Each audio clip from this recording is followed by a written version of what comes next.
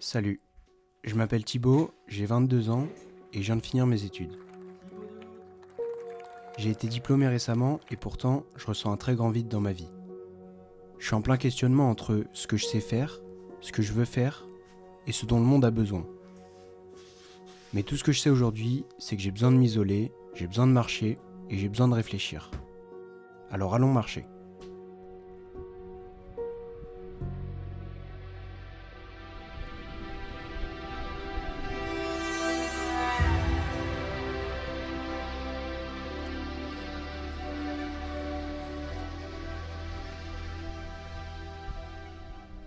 La première fois que j'ai touché une caméra, je devais être en primaire. À l'époque, je faisais des films avec mes frères et sœurs. Et puis, le temps est passé et j'ai continué à filmer. Et aujourd'hui, j'ai 22 ans et j'ai eu la chance de réaliser mon premier court-métrage. Mais comme beaucoup d'entre vous, il m'arrive souvent de me poser tout un tas de questions sans jamais parvenir à une réponse. Je pense pour autant que la vie est bien faite et qu'elle m'apportera les réponses dont j'ai besoin au moment où j'en aurai besoin. Ce qui suit peut être considéré comme un recueil de pensées et de réflexions que j'ai eues ces dernières années basées sur ma propre expérience de la vie.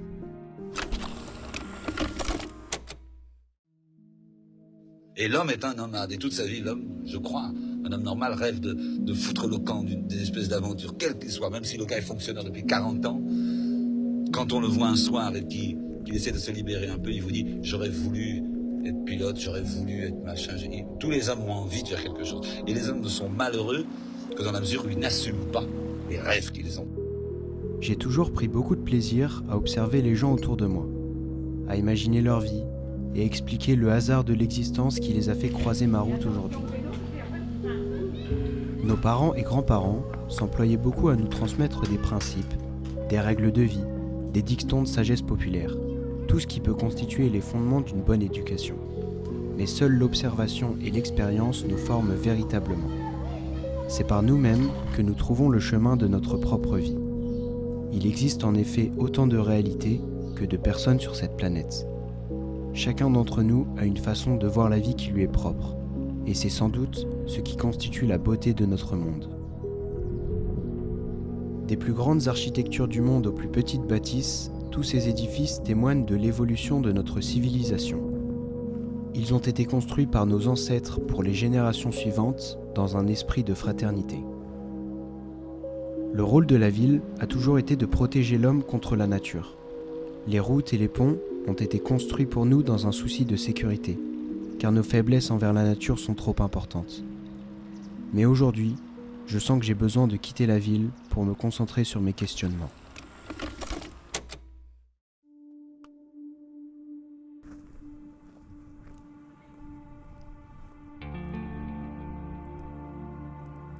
L'obsession du bonheur individuel est une question très occidentale. En effet, la culture occidentale a une forte tendance à célébrer l'individualisme. Mais pour autant, la recherche, le doute, les remises en cause font partie, à mon avis, de la noblesse de l'existence.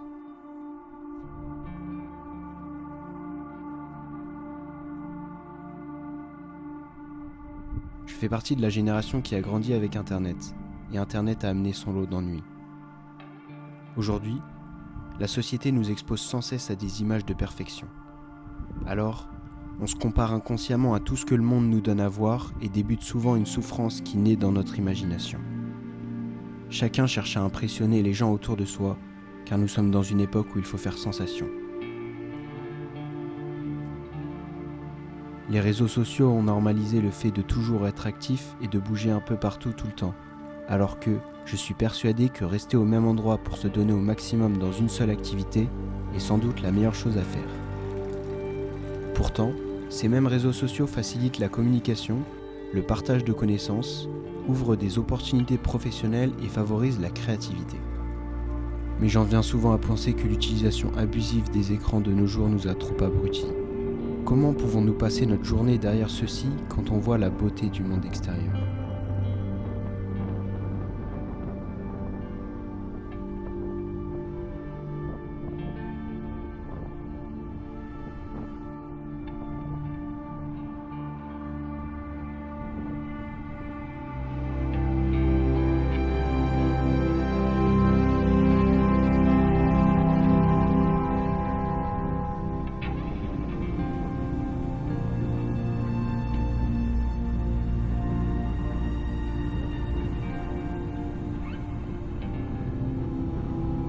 Internet a changé énormément de choses et il est difficile de dire le contraire. Aujourd'hui, toute la connaissance disponible est accessible à portée de main. La relation que nous entretenons avec les études n'est plus la même. L'école doit se réinventer pour pouvoir suivre les évolutions du siècle dont elle fait partie.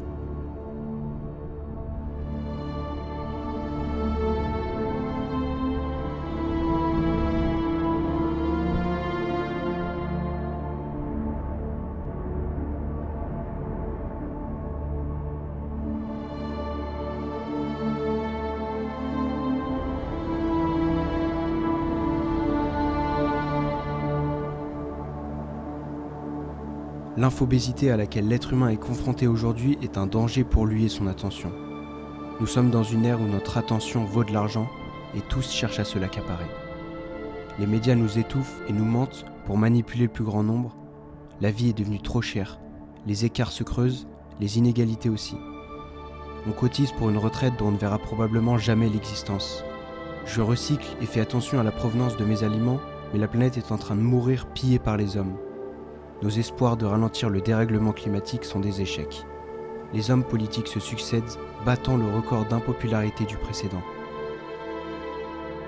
Parfois, j'ai l'impression qu'on vit dans un monde où les gens font semblant de se comprendre. Je pense que chaque génération a ses combats, le nôtre est peut-être là.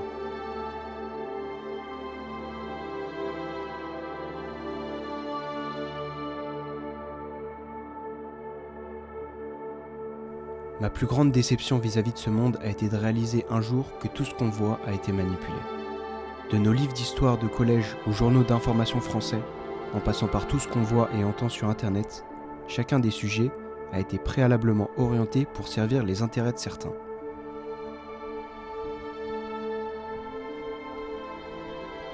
Les anciennes générations parlent de nous comme la génération des feignants. Peut-être parce que nous sommes surexposés à toutes les problématiques mondiales et que nous ne savons plus comment mettre notre pierre à l'édifice. Pourtant, ma génération se doit de garder de l'optimisme. Tout avance à une vitesse folle, nous n'avons jamais fait autant de progrès technologiques, les gens vivent plus longtemps, la médecine progresse de jour en jour, la conscience écologique se répand à travers les populations et les innovations permettent un meilleur accès à l'éducation. Mais quand on regarde les gens en profondeur, j'ai l'impression que tout le monde est triste de ne pas avoir ce qu'il voudrait avoir. J'en viens à penser que l'homme est un éternel insatisfait. Il poursuit toujours un désir qui lui est insatiable. Une fois que notre désir est atteint, alors le Graal ressurgit ailleurs. Il semble qu'il y ait derrière tous les objets de nos désirs successifs quelque chose d'inaccessible. Je crois qu'il faut arriver à, par discipline, à n'avoir que des tentations, mettons, relativement nobles. Et à ce moment-là, il est urgent d'y succomber. Voilà. Vous comprenez ? Même si c'est dangereux. Même si c'est impossible. Surtout si c'est impossible. J'ai rapidement compris que le monde était trop grand pour qu'on puisse le comprendre entièrement. Au contraire, je pense qu'il est important de se comprendre soi-même pour pouvoir ensuite aider les autres. Car après tout, la plus grande aventure de ta vie, c'est celle où tu te découvres toi-même.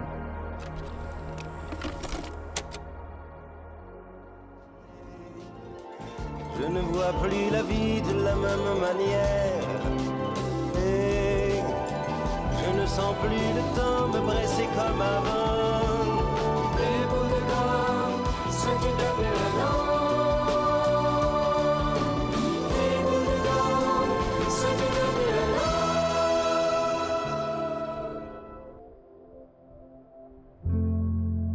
C'est la somme de toutes les décisions que j'ai prises dans ma vie qui m'amènent à être là aujourd'hui. Toutes ces décisions forment un diagramme arborescent qui va créer le chemin de chacun et finira par être unique.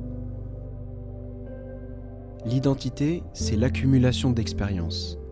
En effet, tu peux créer ta propre identité par tes actions et la renforcer au fil du temps. Je crois fermement que personne n'est figé. Chacun peut être qui il veut dans un univers de possibilités. Aujourd'hui, je n'ai aucune idée de la direction que prendra ma vie. C'est excitant, mais ça me fait aussi un peu peur. J'ai l'impression que je peux tout faire, tout devenir. Et peu importe où je vais, Je sais que mes amis me soutiendront toujours. Je suis conscient de la chance que j'ai d'avoir grandi avec les mêmes amis depuis maintenant 10 ans. Ces camarades de route que j'ai rencontrés et qui sont devenus de solides amis ont toujours été un pilier dans ma vie qui m'a permis de me construire en tant qu'homme. Mon père avait une chose extraordinaire, il m'a dit, tu vois, si un jour dans la vie tu as un ami, tu es un homme riche. Et l'amitié, je me suis déjà exprimé là-dessus aussi, je disais, c'est tellement vague et c'est tellement vaste, c'est tellement extraordinaire, parce que l'amitié, c'est la seule chose qui, à mon sens, malheureusement, est durable, beaucoup plus que l'amour. Le vrai grand A, pour moi, c'est l'amitié avant l'amour, parce que ça reste l'amitié. Je me réjouis également d'avoir une famille sur laquelle je puisse compter à tout moment. J'ai passé des moments de vie incroyables à leur côté qui restent gravés à jamais dans mon esprit. Aujourd'hui, je pense pouvoir dire avec certitude et objectivité que ma vie est constituée de plus d'échecs que de réussites. D'un point de vue sportif, amical, sentimental, travail, relationnel. Mais je suis en paix avec ce constat, car il me rassure sur ce qu'il me reste à accomplir pour faire de ma vie quelque chose dont je sois fier. J'ai conscience que les échecs sont souvent plus utiles que les réussites. C'est en faisant des erreurs qu'on avance et progresse dans la vie. Elles me mettent face à mes propres limites que j'espère repousser quotidiennement. Malheureusement, mes peurs m'empêchent parfois d'avancer vers un futur qui ne peut être que meilleur pour moi. Je me demande alors s'il y a des choses que je ne fais pas par peur de l'échec. Quand on a envie de faire un truc, il faut plonger comme un fou et le faire, quitte à se tromper. Je préfère me tromper, et je préfère plonger. Et je plonge. Mais vivre sans avoir peur, sans cette espèce de notion. Mais calculer, pas bêtement, hein, pas du tout. C'est pas vivre, enfin. Il vaut mieux être mort, quoi. J'ai toujours compris avec le sport que vivre, ce n'est pas éviter la souffrance. La souffrance doit être vue comme un moteur qui nous pousse à nous surpasser et à atteindre des objectifs insensés.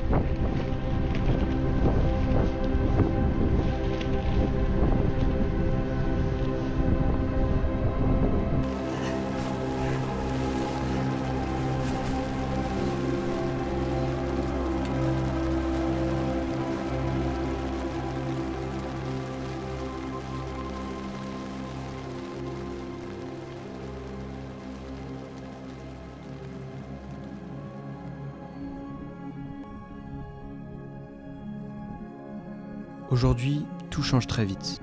Le monde, les gens, la vie. Je me suis toujours fait beaucoup de soucis sur le temps qui passe.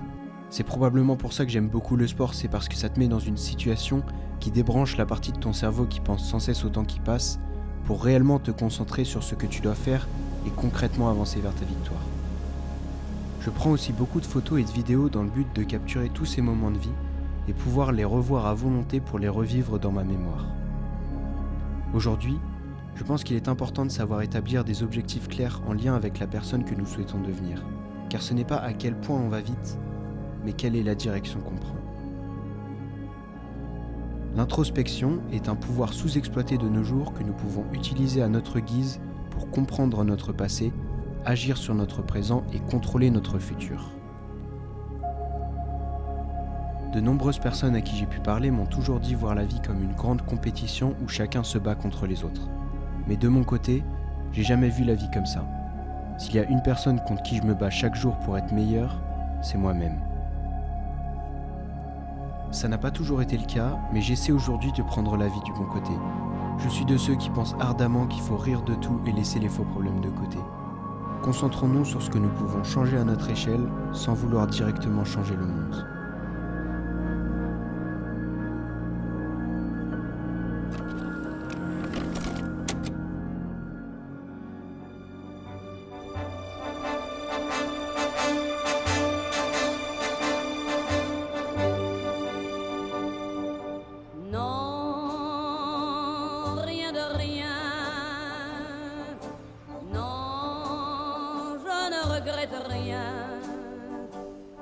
Ni le bien qu'on m'a fait, ni le mal, tout ça m'est bien égal. Non, rien de rien. Non, je ne regrette rien. C'est payé.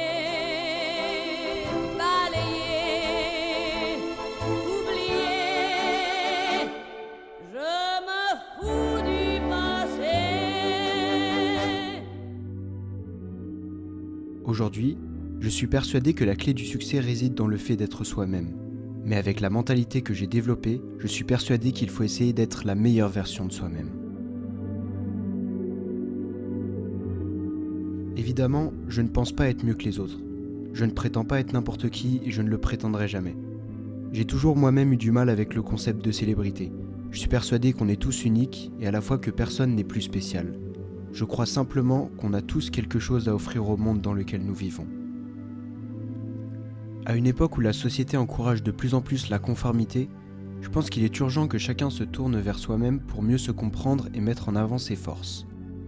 La singularité permet à tous de mieux s'épanouir et d'apporter une aide authentique au monde qui nous entoure. C'est important d'avoir des objectifs dans la vie car ça donne une raison de se lever le matin et de continuer à avancer dans la même direction. Je pense aussi qu'il est important que chacun connaisse ses valeurs afin d'agir en conséquence. Souvent, l'idée que nous nous faisons des choses est plus compliquée que la réalité. Nos pensées nous font toujours plus de mal que ce qu'il en est réellement.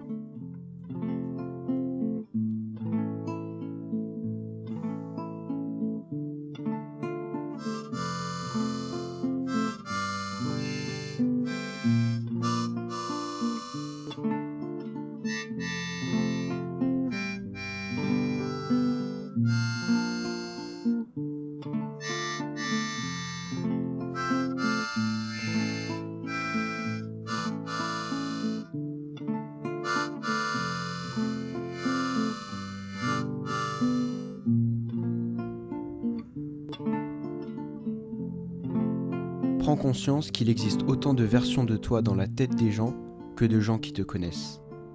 Nous sommes le plus grand projet sur lequel nous travaillons. Alors laissons-nous une seconde chance, croyons en nous et agissons. Je pense que tous les hommes doivent avoir des objectifs, mais aussi un rêve. Un rêve inatteignable, mais qui reste comme un phare dans la mer de la vie. Les différents objectifs convergent vers ce rêve qui pourra un jour devenir réalité. Et je crois qu'avoir envie de réaliser un rêve, c'est le talent.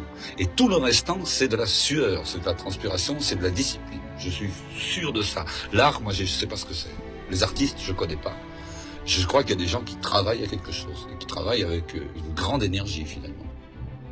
On est, on vit, et on meurt tellement rapidement que le plus important dans tout ça, c'est ce qu'on va laisser derrière nous. Notre empreinte et notre message pour la planète.